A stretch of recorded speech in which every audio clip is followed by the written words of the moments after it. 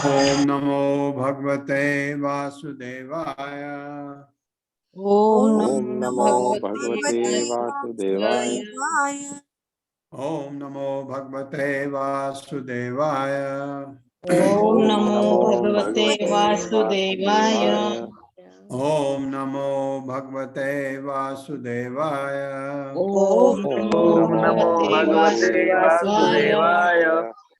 नारायणं नमस्कृत्य नारायणं नारायणं नमस्कृत्य नमस्कृत्य नरं चैव नरोत्तमं नरं चैव नरोत्तमम् नरोत्तमं देवीं सरस्वतीं व्यासं देवीं देवीं सरस्वतीं सरस्वतीं व्यासं व्यासम् ततो जयमुदीरये। ततो उदीरये। जयमुदीरये। नष्टप्रायेषु अभद्रेषु नष्टप्रायेषु अभद्रेषु नित्यं भागवत सेवया नित्यं नित्यं भागवत भागवत सेवया सेवया भगवते उत्तम श्लोके भगवते भगवते उत्तम उत्तमश्लोके श्लोके भक्तिर्भवति नैष्ठिकी। भक्तिर्भवति नैष्ठिकी। नैष्ठिकी। हरे कृष्णा, आप सबका हरे स्वागत कृष्ण है। प्रभु हरे जी। कृष्ण प्रभु जी, हरे दंडवत कृष्ण प्रणाम। प्रभु जी। हाँ, बहुत लोगों के घरों से नॉइज आती है, कृपया अपने को म्यूट करके रखें। यस्तुम कृष्णे गते दूरम सह गांडीव धन्मना शोचो अस्य शोचान रहसि प्रहरन वदम वदम अर्हसि। यस्तुम कृष्णे गते दूरम सह गांडीव धन्मना शोचो अस्य शोचान रहसि प्रहरन वदम अर्हसि। मेरे साथ, यस्तुम कृष्णे गते दूरम यस्त्वं यत्त्वं कृष्णे कृष्णे गते गते दूरम् दूरं सह गांडीव धन्वना सह गाण्डीव धन्वना गाण्डीव धन्वना ओचो अस्य शोचान रहसि ऊंचो अस्य शोच्यो शोचयान अस्य शोचान् रहसि रहसि प्रहरन वदम अर्हसि। प्रहरन् प्रहरन् वधम् अर्हसि। अर्हसि। शब्दार्थ यह जिससे तुम दुष्ट कृष्ण कृष्ण के गते चले जाने से दूरम आंख से ओझल सह सात गांडी गांडी नाम धनुष धन्वना धारण करने वाला अर्जुन शोच अपराधी असी हो अशोचान निर्दोष रहसी एकांत स्थान में प्रहरन मारते हुए बदम मारे जाने के अर्हसी पात्र हो। ये कह रहे हैं परीक्षित महाराज, अरे धूर्त, क्या तुम इस निर्दोष गाय को मारने का दुस्साहस इसलिए कर रहे हो कि भगवान कृष्ण तथा गांडीवधारी अर्जुन दृष्टि से बाहर हैं। क्योंकि तुम इस निर्दोष को एकांत स्थान में मार रहे हो, इसलिए तुम अपराधी हो और वध किए जाने के योग्य हो। मेरे साथ पढ़िए, अरे धूर्त, अरे धूर्त, क्या तुम इस निर्दोष गाय को क्या तुम इस तुम निर्दोष इस गाय निर्दोष गाय को को मारने का दुस्साहस मारने का दुस्साहस इसलिए कर रहे हो कि इसलिए कर रहे हो कि भगवान कृष्ण तथा भगवान कृष्ण तथा गांडीवधारी अर्जुन गांडीवधारी अर्जुन विश्व से बाहर हैं, दृष्टि से बाहर हैं। क्योंकि तुम इस निर्दोष को क्योंकि तुम इस निर्दोष को एकांत स्थान में मार रहे हो, एकांत स्थान में मार रहे हो, अतः तुम अपराधी हो अतः तुम अपराधी हो और वध किए जाने के योग्य हो। और वध किए जाने के योग्य हो। ये परीक्षित महाराज कह रहे हैं और उसको कह रहे हैं, क्या तुमको लग रहा है अब कृष्ण और अर्जुन नहीं रहे तो जो चाहो वो कर सकते हो? ऐसे उसको उनका कहने का तात्पर्य यह है कि न भगवान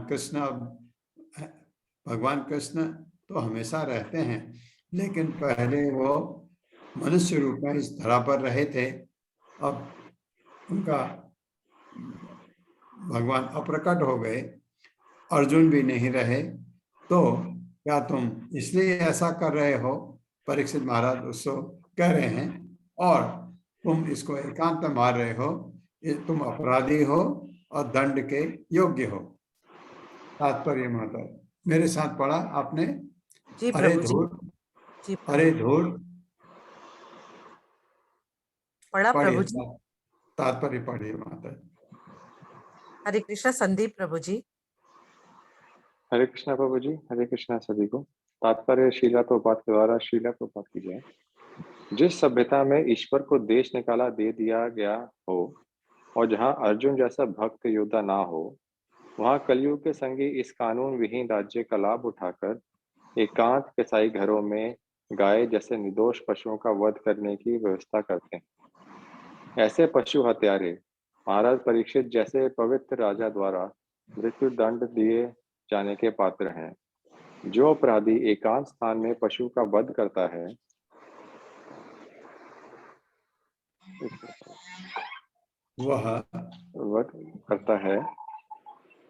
वह पवित्र राजा उसी तरह मृत्यु दंड पाने का भोगी होता है, जिस तरह एकांत में अबोध बालक का वध करने वाला हत्यार। हरे कृष्ण प्रभु जी। हरे कृष्णा। एकांत स्थान में अबोध बालक का वध करने वाला हत्यारा दंड का भागी होता है।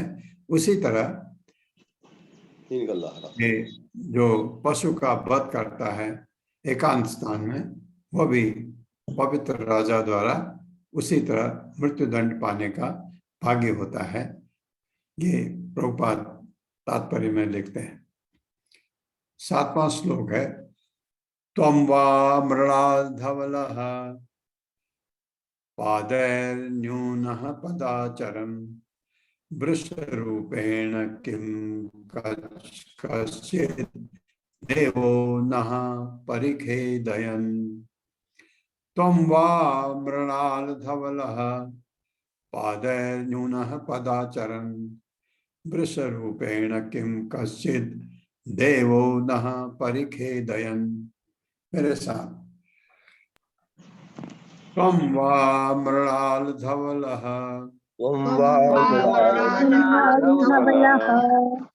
पादैर्न्यूनः पदाचरन् वृषरूपेण किं कश्चित् देवो नः परिखेदयन्। त्वं वा मृणालधवलः पादैर्न्यूनः पदाचरन् वृषरूपेण किं कश्चित् देवो नः परिखेदयन्। शब्दार्थ है त्वम, तुम, वा या तो। मृणालधवलः कमल की तरह सफेद, पादै 3 पांव वाले, न्यूनः छीने जाने से, पदा 1 पांव से, चरण चलते हुए, वृष बैल, रूपेण के रूप में, किम क्या, कश्चित् कोई, देव देवता, न हमको परिखेदयन क्लेश पहुंचा रहे हो। अनुवाद है, तब उन्होंने महाराज परीक्षित ने बैल से पूछा, अरे तुम कौन हो? तुम श्वेत कमल जैसे धवल बैल हो या कोई देवता हो? तुम अपने 3 पैर खो चुके हो और केवल 1 पैर पर चल रहे हो। क्या तुम बैल के रूप में कोई देवता हो जो हमें इस तरह क्लेश पहुंचा रहे हो?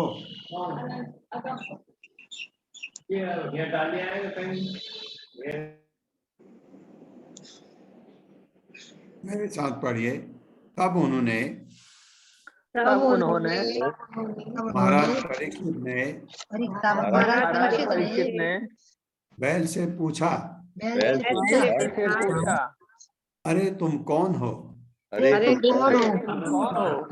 तुम श्वेत कमल जैसे धवल बैल हो, तुम श्वेत कमल जैसे धवल बैल हो, या कोई देवता हो, या कोई या देवता कोई हो, तुम अपने 3 पैर खो चुके हो तुम अपने तीन पैर खो चुके हो, और केवल एक पैर पर चल रहे हो। केवल केवल एक पैर पर चल रहे हो। क्या तुम बैल के रूप में कोई देवता हो, क्या तुम बैल के रूप में कोई देवता हो, जो हमें इस तरह जो हमें इस तरह क्लेश पहुंचा रहे हो। पहुंचा रहे हो। तात्पर्य माता जी। हरे कृष्ण लवलीन माता जी। हरे कृष्ण प्रभु जी, हरे कृष्णा माता जी। श्री शील प्रभुपाद जी की जय। श्री शील प्रभुपाद जी के द्वारा तात्पर्य है, कम से कम महाराज परीक्षित के समय तक कोई गाय तथा बैल की दुर्दशा की कल्पना नहीं कर सकता था। अतः ऐसा भयावह दृश्य देखकर महाराज परीक्षित आश्चर्यचकित थे। उन्होंने जानना चाहा कि वह बैल कहीं कोई देवता तो नहीं था, जिसने गाय तथा बैल के भविष्य को सूचित करने के लिए ऐसी दुर्दशा बना रखी हो। हरे कृष्ण प्रभु जी। ये हरे धन्यवाद। धन्यवाद माता जी।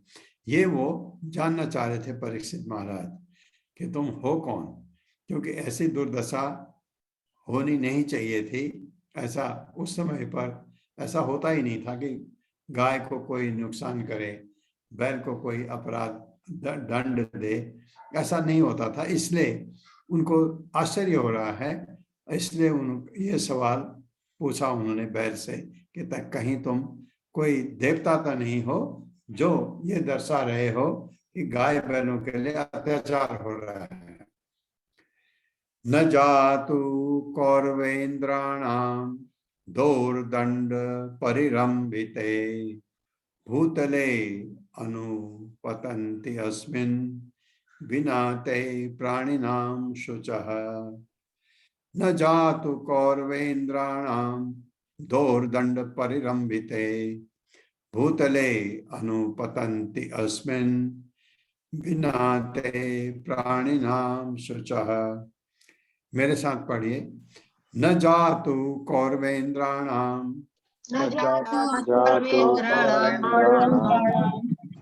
दोर्दंड परिरंभिते भूतले अनुपतन्ते अस्मिन्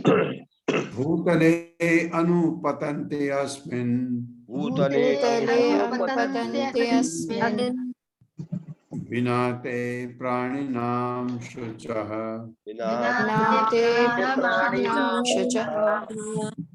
न जातु कौरवेन्द्राणाम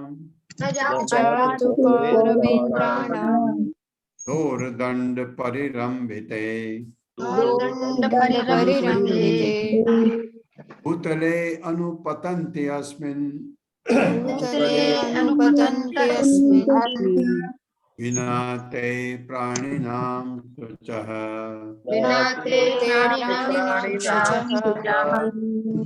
शब्दार्थ है न नहीं, जातु किसी समय, कौरव इंद्राणाम कुरुवंश के राजाओं का दोर्दंड बाहुबल से परिरंभिते सुरक्षित किया गया, भूतले पृथ्वी पर अनुपतंति शो करते हुए, अस्मिन अब तक, बिना रहित ते तुम्हारे, प्राणी नाम जीव का, शुचः आंखों से अश्रु।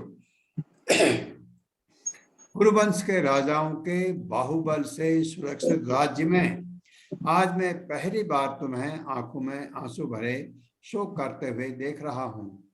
आज तक किसी ने पृथ्वी तल पर राजा की उपेक्षा के कारण आंसू नहीं बहाए। मेरे साथ पढ़िए अनुवाद।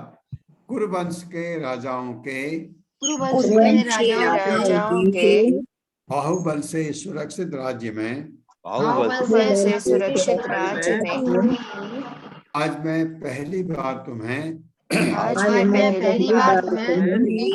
आंखों में आंसू भरे करते हुए देख रहा हूँ।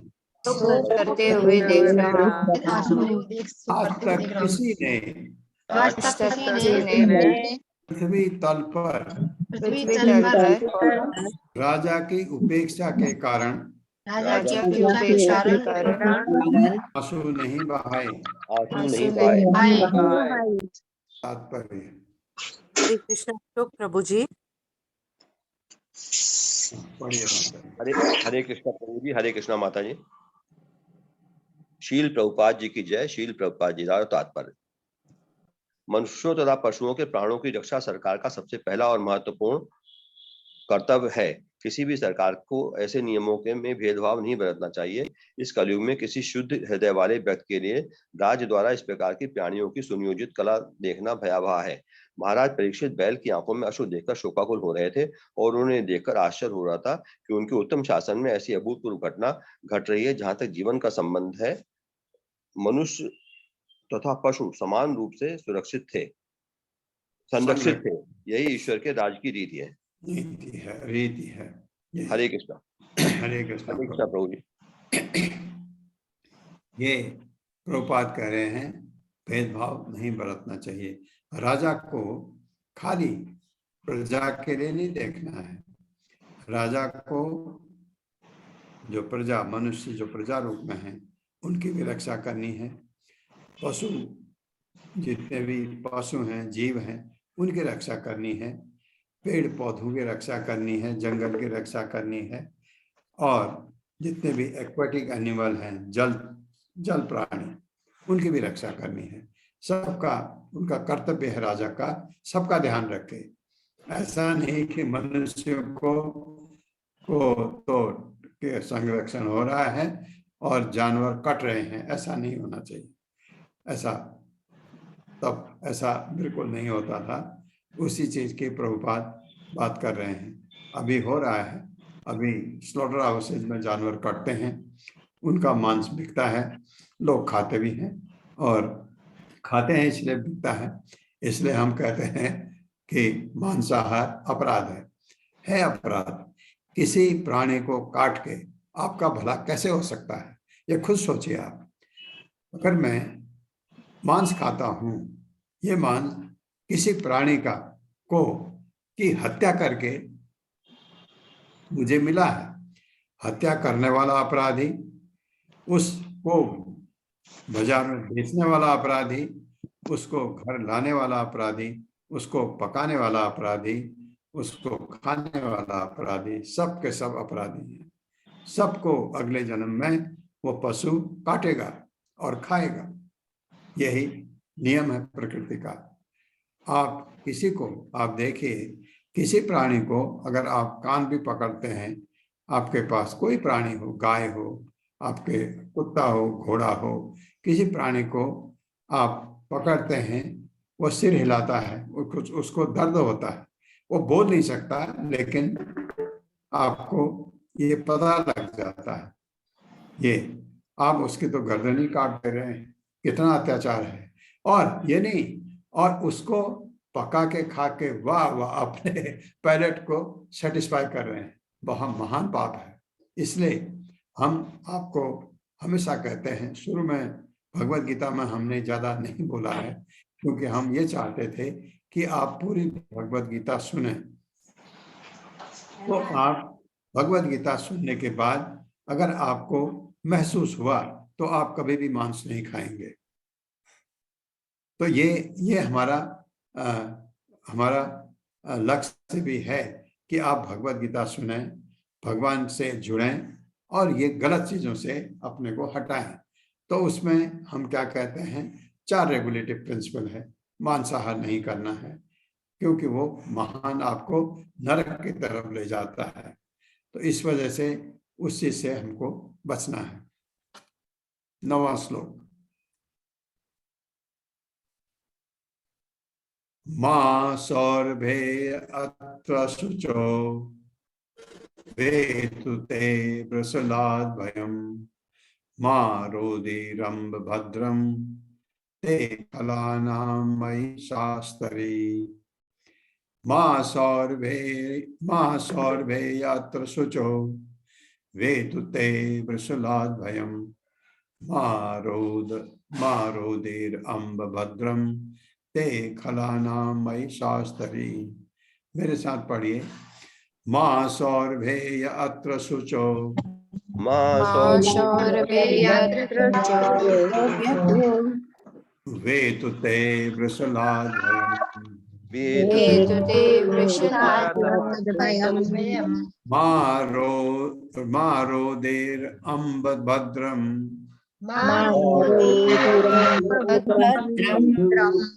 ते खलानामयि शास्त्री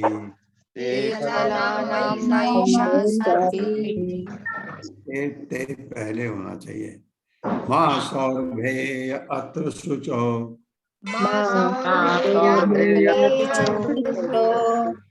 हेतु ते वृषलाद्वयम्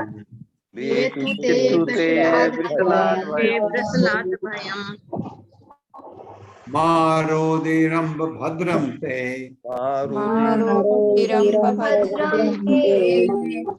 फलानां मयि शास्त्री। हाँ, ये ठीक हुआ। शब्दार्थ माँ मत सौरभेय हे सुरभिपुत्र अत्र मेरे राज्य में परीक्षित महाराज कह रहे हैं शुचः शोक भेतु होने दो ते तुम्हारा प्रहलाद शूद्र द्वारा भयम भय का कारण माँ मत रोदे रो अम्ब गो माता भद्रम कल्याण ते तुम्हारा कला नाम ईर्ष्यालुओं का मई मेरे रहते शास्त्री शासक या दमन करता। बैल को कह रहे हैं हे सुरभिपुत्र अब तुम और शोक न करो, तुम्हें इस अधम जाति के शूद्र से डरने की आवश्यकता नहीं है तथा हे गो माता जब तक मैं शासक या खलों के दमनकर्ता के रूप में हूं तब तक तुम्हें रोने की आवश्यकता नहीं है, तुम्हारा सभी तरह से कल्याण होगा। ये होता है राजा। मेरे साथ पढ़िए हे सुरभिपुत्र अब तुम और शोक न करो, तुम्हें इस अधम जाति के शूद्र से डरने की आवश्यकता नहीं है तथा हे गो माता जब तक मैं शासक या खलों के दमनकर्ता के रूप में हूँ अब तक तुम्हें रोने की आवश्यकता नहीं है,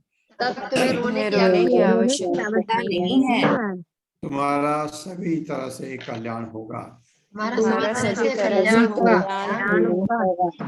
तात्पर्य माता जी। हरे कृष्ण। अरुणी देवी माता जी। हरे कृष्णा प्रभु जी, दंडवत प्रणाम सभी। हरे कृष्णा। श्रील प्रभुपाद की जय। तात्पर्य श्रील प्रभुपाद द्वारा बैलों गायों तथा अन्य समस्त पशुओं की सुरक्षा तभी हो सकती है जब राज्य का शासन महाराज परीक्षित जैसे शासक द्वारा चलाया जाए। महाराज परीक्षित ने गाय को माता कहकर इसीलिए संबोधित किया क्योंकि वे सभ्य द्विज क्षत्रिय राजा थे। सुरभि उन गायों को कहते हैं जो वैकुंठ ग्रहों में रहती हैं और जिन्हें भगवान श्री कृष्ण स्वयं चराते हैं। जिस प्रकार सारे मनुष्य श्री भगवान के रूप आकार के अनुसार बनाए गए, उसी प्रकार समस्त गायें वैकुंठ की सुरभि गायों जैसी बनाई गई हैं। भौतिक जगत में मानव समाज मनुष्य को सभी प्रकार का संरक्षण प्रदान करता है, किंतु सुरभि की उन संतानों को जो चमत्कारिक पेय अर्थात दूध देकर मनुष्य को संरक्षण प्रदान करती हैं, उनको सुरक्षा प्रदान करने वाला कोई कानून नहीं है। लेकिन महाराज परीक्षित तथा सभी पांडव गाय तथा बैल की महत्ता से पूर्ण रूप से परिचित थे और वे गो हत्यारे को सभी प्रकार से दंड देने के लिए, जिसमें मृत्यु दंड भी सम्मिलित था। कभी कभी गो रक्षा हेतु आंदोलन होते रहे हैं, किंतु धर्मात्मा शासकों तथा पर्याप्त कानूनों के अभाव में गाय तथा बैल को सुरक्षा प्रदान नहीं की जा सकी। मानव समाज को चाहिए कि गाय तथा बैल की महत्ता को समझें और महाराज परीक्षित की तरह इन्हें सभी प्रकार का संरक्षण प्रदान करें। गाय तथा ब्राह्मण संस्कृति की रक्षा करने पर श्री भगवान अत्यंत प्रसन्न होंगे और हमें वास्तविक शांति प्रदान करेंगे, क्योंकि वे गाय तथा ब्राह्मणों के प्रति अत्यंत दयालु हैं। वो ब्राह्मण हिताय। हिताय च गुरु ब्राह्मण हिताय च। देखिए, किसी भी समाज में, सभ्य समाज में दो चीजों की रक्षा बहुत जरूरी है। एक है ब्राह्मण। ब्राह्मण का मतलब सतोगुण वाले। ब्राह्मण का ये मतलब नहीं ब्राह्मण का पुत्र हो, वो जो सतोगुणी हो उसको ब्राह्मण कहते हैं। क्योंकि समाज में वही अच्छे उपदेश दे सकता है, भगवान का प्रतिनिधि बन सकता है और लोगों को भगवान के बारे में बता सकता है। वह कौन है? वह है ब्राह्मण। एक बात आप कहेंगे वैष्णव क्यों नहीं? वो तो बहुत ही अच्छी बात है, वैष्णव तो हो जाए तो बहुत ही अच्छी बात है, क्योंकि वैष्णव तो ब्राह्मण से ऊपर होता है, लेकिन वैष्णव बहुत कम होते हैं, तो सतोगुणी लोग ज्यादा होते हैं। तो एक तो उनकी रक्षा होनी बहुत जरूरी है, ठीक है। दूसरा, वैष्णव की बात कर रहे थे, उनकी रक्षा भगवान खुद ही करते हैं, लेकिन उनकी भी रक्षा होनी चाहिए। ये ब्राह्मण का मतलब तो सतोगुण से है। सतोगुणी व्यक्ति वैष्णव से नीचे होता है। वैष्णव सर्वोपरि है। क्यों? क्या फर्क है? वैष्णव प्रकृति के 3 गुणों को छोड़ चुका है, वो महान है। ब्राह्मण प्रकृति के सतोगुण में है, वो अच्छा गुण है, लेकिन उसमें मैंने जैसे आपको बताया, उसमें खतरे बने रहते हैं। खतरे बने रहते हैं कि कभी भी पैर फिसला और नीचे रजोगुण में आ गए, जहां से भगवान की भक्ति हो ही नहीं सकती। रजोगुणी व्यक्ति भक्ति नहीं करता है, वो भूत प्रेतों को पूजेगा अपने फायदे के लिए, किसी पत्थर को भी पूजना पड़ेगा, पूजेगा, लेकिन वो भगवान की तरफ उसकी वो श्रद्धा नहीं होती। वो सिर्फ उसकी श्रद्धा धन से है, रुपये पैसे से है। तो ब्राह्मण की सुरक्षा किसी भी सभ्य समाज के लिए बहुत जरूरी है। दूसरा, गाय की। गाय, प्रभुपाद बार बार कहते हैं, चमत्कारी पेय हमको देती है। गाय का दूध अमृत है, अमृत तुल्य है। गाय का दूध हम पीते हैं, हमारे शरीर का पोषण होता है, हमारा शरीर का पोषण होता है। और जो लोग आप भगवत भक्ति में लगे हैं, आपका आध्यात्मिक पोषण होता है, आध्यात्मिक पोषण। और तीसरा, हमारे जो दिमाग में स्मृति तंतु हैं, जिनसे हमारी याद आती है गाय के दूध से। तो प्रभुपाद बार बार कहते हैं, गाय का दूध इतना महत्वपूर्ण है। और भगवान देखो, भगवान कृष्ण जो गोलोक वृंदावन के स्वामी हैं, वो सुरभि गाय को खुद चराते हैं। और यहाँ जब भगवान अवतरित हुए थे इस धरा पर, और वृंदावन की कितनी लीलाएं हैं भगवान की। जब माँ यशोदा के पास वो छोटे बालक के रूप में थे, तो वो ग्वाले थे गाय बछड़ी को, क्योंकि नंद महाराज के पास लाखों गायें थी, वो चराने जाते थे, गाय को बछड़े सब लेके जाते थे भगवान कृष्ण। उनके साथ और ग्वाले भी वृंदावन के साथ हो लेते थे। कभी वो गोवर्धन पर्वत की तरफ ले जाते थे गाय बैलों को, कभी और जगह ले जाते थे। फिर वो कभी बड़े बड़े चमत्कार भी कर देते थे कि उनके पता लगता था कि यहाँ पर एक राक्षस है, उनको बताते थे असुर है, हम यहाँ के फल बहुत अच्छे हैं, वो खाने नहीं देता, तो भगवान उसको मार डालते थे। तो इसलिए सारे ग्वाल बाल भगवान कृष्ण पर पूरे आश्रित भी थे, उनके बिना रह ही नहीं पाते थे। और उनको पता थोड़ी था ये भगवान है, माँ यशोदा को ही नहीं पता था। क्यों भगवान ने पता होने ही नहीं दिया। भगवान जो है मत्तः स्मृति ज्ञानम अपोहनम च, अपोहनम भुला देते थे, उनके दिमाग से रहेगा ही नहीं दिमाग में ऐसा। तो सभ्य समाज के लिए ब्राह्मणों का और गाय की रक्षा होना बहुत जरूरी है, ये बताया गया। 10वां श्लोक है यस्य राष्ट्रे प्रजा सर्वा, यस्य राष्ट्रे प्रजा सर्वा तस्यन्ते साधु साधुभिः तस्य मत्तस्य नश्यन्ति कीर्तिर आयुर्भगो गतिः। यस्य राष्ट्रे प्रजा सर्वा तस्यन्ते साध्य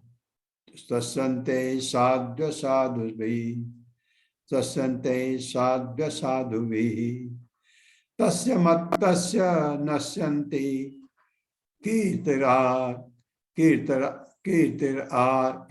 आयुर्भगो गतिः।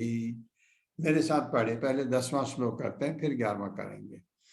यस्य राष्ट्रे प्रजा सर्वाः, यस्य राष्ट्रे प्रजा सर्वाः तस्यन्ते साध्य साधुभिः तस्यन्ते साधुभिः तस्य मत्तस्य नश्यन्ति तस्य मत्तस्य नश्यन्ति कीर्तिर आयुर्भगो गतिः।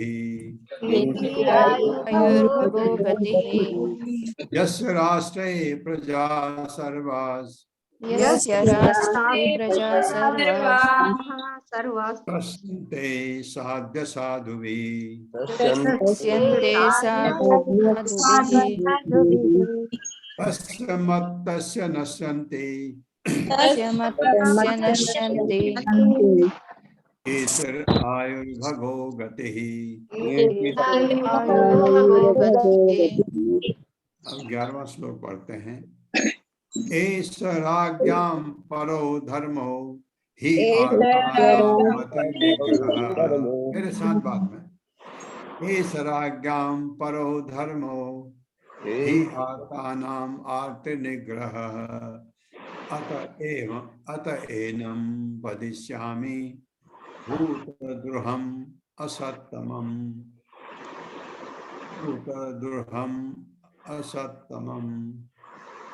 एष राज्ञां परो धर्मो हि आर्तानाम् आर्तनिग्रहः अत एनं वदिष्यामि भूतद्रुहम् असत्तमम्। मेरे साथ 11वां श्लोक। एष राज्ञां परो धर्मो हि आर्तानाम् अर्थनिग्रहः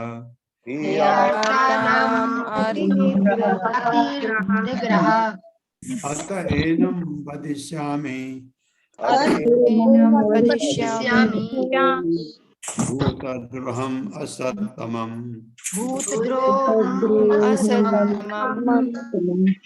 एष राज्ञां परो धर्मो हि आर्तानाम् अर्थनिग्रहः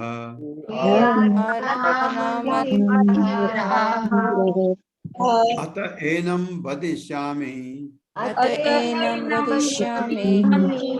भूतद्रोहम् असत्तमम्।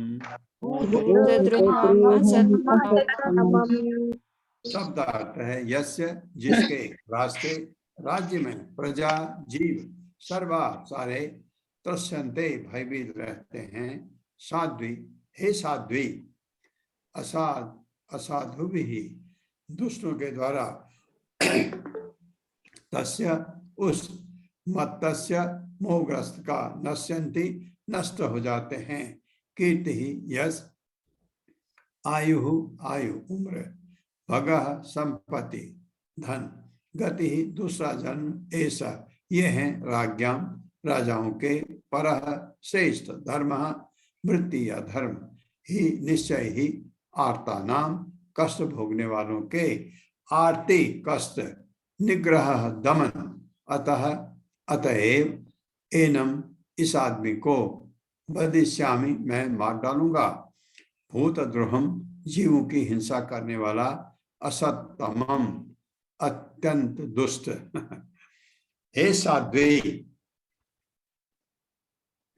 यदि राजा के राज्य में भी सभी प्रकार के जीव त्रस्त रहें तो राजा की ख्याति, उसकी आयु तथा उसका उत्तम पुनर्जन्म परलोक नष्ट हो जाते हैं। यह राजा का प्रधान कर्तव्य है कि जो पीड़ित हों सर्वप्रथम उनके कष्टों का शमन किया जाए। अतः मैं इस अत्यंत दुष्ट व्यक्ति को अवश्य मारूंगा, क्योंकि यह अन्य जीवों के प्रति हिंसक है। मेरे साथ पढ़िए, हे साध्वी, हे साध्वी, यदि राजा के राज्य में यदि राजा के राज्य में भी सभी प्रकार के जीव त्रस्त रहें सभी प्रकार के जीव रहे तो राजा की ख्याति, उसकी आयु तथा उसका उत्तम पुनर्जन्म परलोक नष्ट हो जाते हैं। यह राजा का प्रधान कर्तव्य है कि राजा का प्रधान कर्तव्य है कि जो पीड़ित हों सर्वप्रथम उनके कष्टों का शमन किया जाए।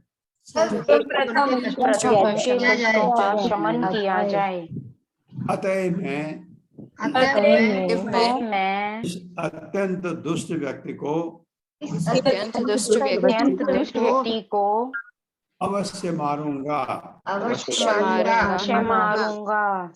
क्योंकि यह अन्य जीवों के प्रति हिंसक है।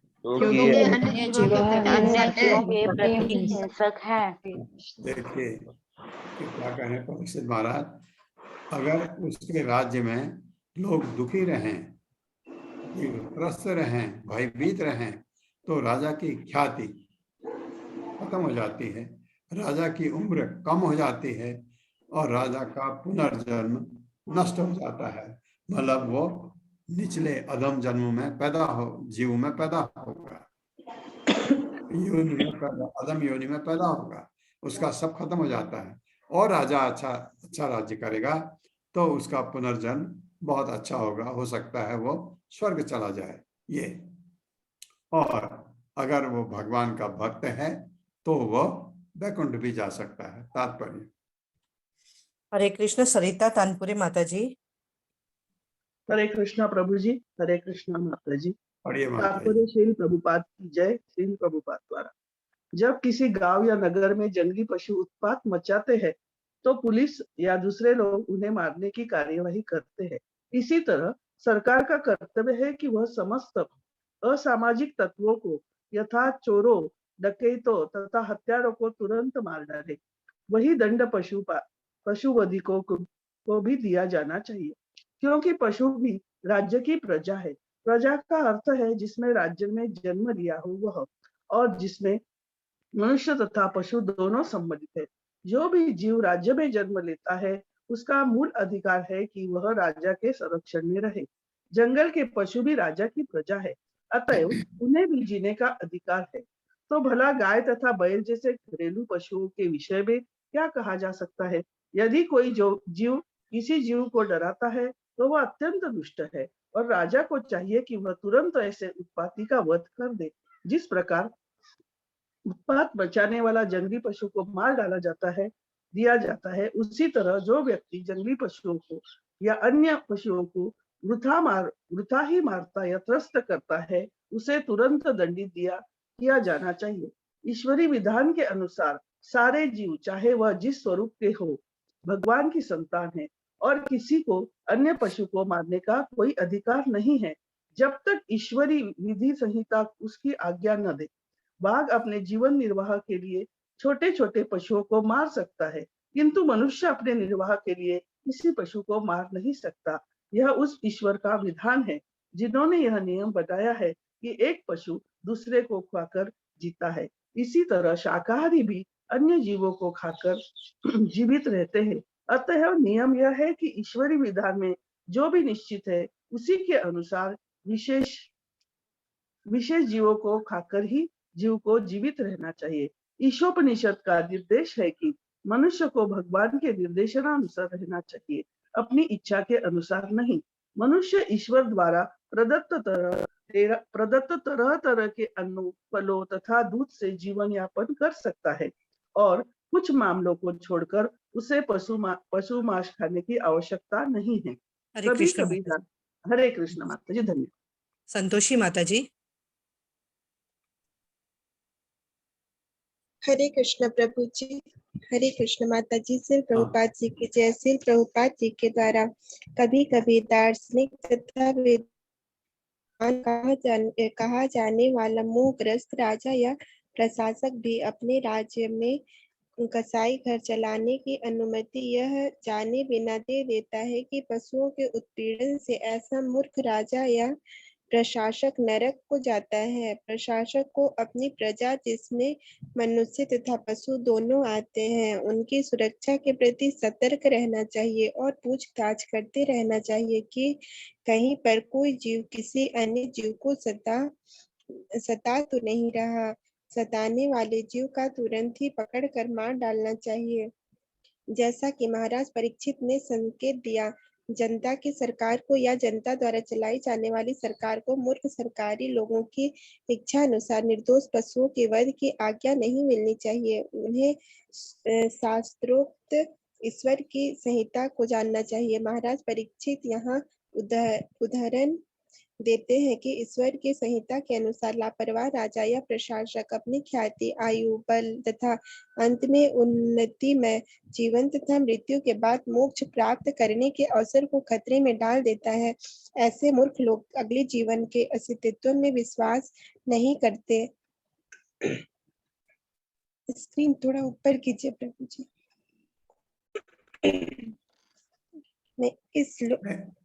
इस श्लोक की टीका करते समय हमारे समक्ष एक महान आधुनिक राजनेता का वक्तव्य है।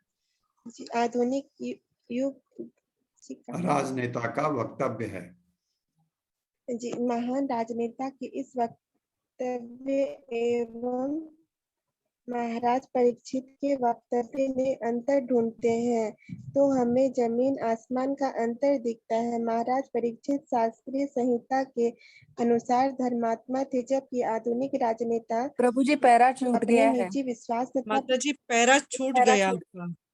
माता जी पैरा छूट गया, आपने ऊपर का पैरा छोड़ दिया। इस श्लोक की टीका करते समय ऊपर से माता जी। जी माता जी, जी सॉरी माता जी।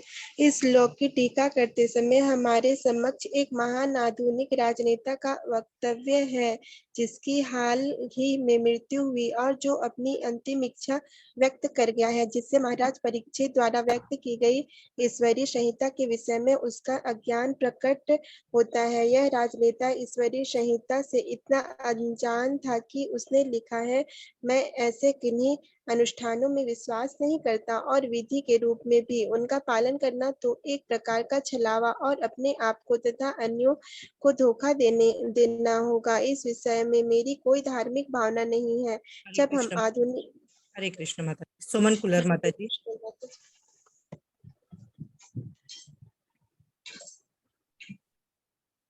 सुमन कुलर माता जी। हरे कृष्णा माता जी। जब हम आधुनिक युग के महान राजनेता के इस वाक्य एवं महाराज परीक्षित के वाक्य में अंतर ढूंढते हैं तो हमें जमीन आसमान का अंतर दिखता है।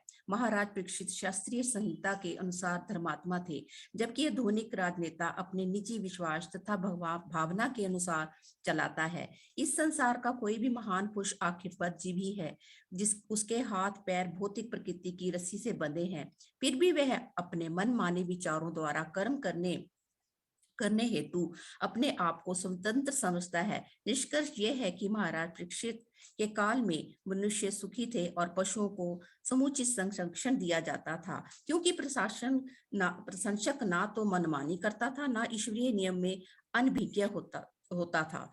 अल्पज्ञ श्रद्धाविहीन प्राणी ही ईश्वर के अस्तित्व की उपेक्षा करने का प्रयत्न करते हैं और बहुमूल्य मानव जीवन की बाजी लगाकर अपने आप को धर्मनिरपेक्षता होने का दावा करते हैं। मानव जीवन विशेष रूप से ईश्वर के विज्ञान को जानने हेतु मिलता है, लेकिन अल्पज्ञ प्राणी विशेषताएं इस युग में ईश्वर को यथार्थ रूप में जानने के बदले धार्मिक विश्वास तथा ईश्वर के अस्तित्व के विरुद्ध प्रचार करते हैं। यद्यपि वे जन्म, मृत्यु, जरा तथा व्याधि के लक्षणों द्वारा ईश्वरीय नियमों से जकड़े रहते हैं। हरे कृष्णा माता जी, धन्यवाद। ये ज्ञान नहीं होने के कारण ऐसा होता है। जैसे प्रभुपाद कह रहे हैं, कोई विशेष व्यक्ति होगा राजनेता जिसने ऐसा लिखा है कि मेरी कोई धार्मिक आस्था नहीं है, तो क्योंकि वो अनभिज्ञ था, अनजाना था, उसने मतलब आप जैसे लोग ऐसे ऊपर दया करनी चाहिए क्योंकि उनको ज्ञान नहीं है, उन्होंने पढ़ाई नहीं है।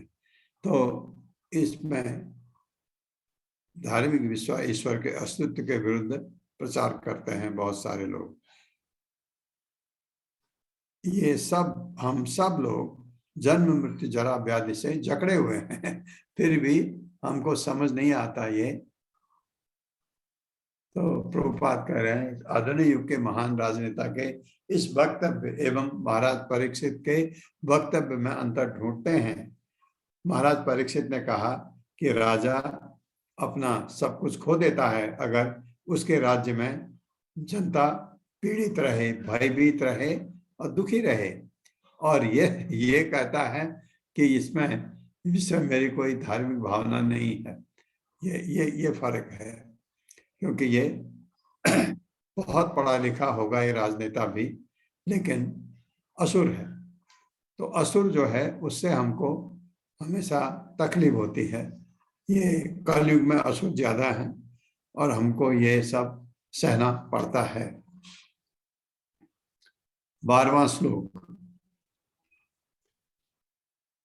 को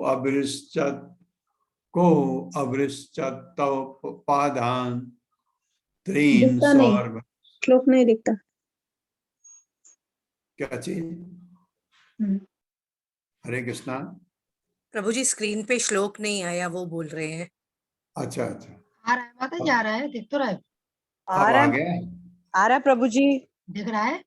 अभी आया। तव पादाम त्रीन सौरभे चतुष्पद, त्रीन सौरभे या चतुष्पद। माँ, ये माँ नहीं है, माँ भूवम त्वादृशा, माँ भूवम सत्वादृशा राष्ट्रे राज्ञां कृष्णा अनुवर्तिनाम। को अवृश्चत तव पादान त्रीन सौरभे या चतुष्पद, माँ भुवं त्वादृशा, माँ भुवं त्वादृशा राष्ट्रे राज्ञां कृष्णा अनुवर्तिनाम। मेरे साथ पढ़िए। को अवृश्चत तव पादान, को अवृश्चत तव पादान त्रीन सौरभे या चतुष्पद, स्त्रीन सौरभे चतुष्पद, माँ भुवं त्वादृशा राष्ट्रे, माँ भुवं त्वादृशा राष्ट्रे राज्ञां कृष्णा अनुवर्तिनाम। शब्दार्थ कहा वह कौन है? अवृश्चत काट लिया, तब तुम्हारे पादान पांव को तीन सौरभेय हे सुरभि पुत्र, चतुःपद चौपाए हो, माँ कभी नहीं, भुवन ऐसा हुआ है, त्वादृशा जैसे कि तुम हो, राष्ट्र में राज्य में, राज्ञाम राजाओं के, कृष्ण अनुवर्ती नाम पूर्ण पुरुषोत्तम भगवान श्री कृष्ण के आदेशों का पालन करने वाले है। उन्होंने महाराज परीक्षित ने को बारंबार संबोधित करते हुए इस तरह कहा, इस तरह पूछा, हे सुरभि पुत्र, तुम्हारे 3 पांवों को किसने काट लिया है? उन राजाओं के राज्य में जो पूर्ण पुरुषोत्तम भगवान कृष्ण के नियमों के आज्ञाकारी हैं, तुम्हारे समान दुखी कोई नहीं है। मेरे साथ पढ़िए। उन्होंने महाराज परीक्षित ने उन्होंने महाराज परीक्षित बैल को बारंबार संबोधित करते हुए इस तरह बैल को बारंबार संबोधित करते हुए पूछा, इस तरह हे सुरभि पुत्र, हे सुरभि पुत्र, तुम्हारे 3 पांव को किसने काट लिया है? तुम्हारे 3 पाँव को किसने काट लिया है? उन राजाओं के राज्य में उन राजाओं के राज्य में जो पूर्ण पुरुषोत्तम भगवान कृष्ण के कृष्ण के नियमों के आज्ञाकारी हैं, तुम्हारे समान दुखी कोई नहीं है। तुम्हारे समान दुखी कोई नहीं है। तात्पर्य। हरे कृष्ण। सुमन अग्रवाल माता जी। हरे कृष्णा प्रभु जी, दंडवत प्रणाम। हरे कृष्णा सभी को। तात्पर्य, श्रील प्रभुपाद जी की जय। श्रील प्रभुपाद जी के द्वारा समस्त राज्यों के राजाओं या प्रशासकों को भगवान कृष्ण की संहिताएं, सामान्यतः भगवत गीता तथा श्रीमद् भागवतम जाननी चाहिए और उन्हीं के अनुसार मनुष्य को जीवन के उद्देश्य की पूर्ति के लिए कर्म करना चाहिए, जिससे भौतिक जीवन के सारे कष्ट विनष्ट हो जाए। जो मनुष्य भगवान कृष्ण की संहिताओं को जानता है, उसे यह गति बिना कष्ट के मिल सकती है। भगवत गीता में संक्षेप में हम ईश्वर की संहिताएं समझ सकते हैं। श्रीमद् भागवत में उनकी विस्तृत व्याख्या हुई है। जिस राज्य में कृष्ण के आदेशों का पालन किया जाता है, वहाँ कोई दुखी नहीं रहता। जहाँ ऐसा नहीं होता, वहाँ प्रथम लक्षण यह है कि धर्म के प्रतिनिधि इनके 3 पांव कट जाते हैं, फिर कष्टों की झड़ी लग जाती है। जब कृष्ण साक्षात विद्वान थे तो इन आदेशों का निसंदेह पालन होता था, किंतु उनकी अनुपस्थिति में ऐसे अंधे लोगों के लिए जो उच्च पद पर निहित हैं, श्रीमद् भागवत के पृष्ठों में उन्हें अंकित कर दिया गया है। हरे कृष्णा प्रभु जी। हरे कृष्णा। हरे कृष्णा सभी को। प्रभुपाद कह रहे हैं कि मनुष्य को जीवन के उद्देश्य की पूर्ति के लिए कर्म करना चाहिए। क्या पढ़ करके भगवत गीता और श्रीमद् भागवतम, ये आपने भगवत गीता भी पढ़ी है, अब आप भागवतम पढ़ रहे हैं, तो आपको ये शिक्षा मिल जाती है कम से कम कि उसे यह गति बिना कष्ट के मिल सकती है। भगवत गीता में संक्षेप में हम ईश्वर की संहिताएं समझ सकते हैं और श्रीमद् भागवत में उनकी विस्तृत व्याख्या हुई है, जैसा आप देख रहे हैं। भगवत गीता में 700 श्लोक हैं, भागवतम में 18,000 श्लोक हैं।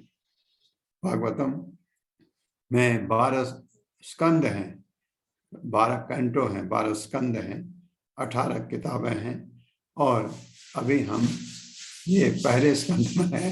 पहले स्कंद में अभी हमको 2-3 अध्याय और हैं, 19 अध्याय हैं पहले स्कंद में, और सबसे बड़ा स्कंद है 10वां, जिसमें 90 अध्याय हैं।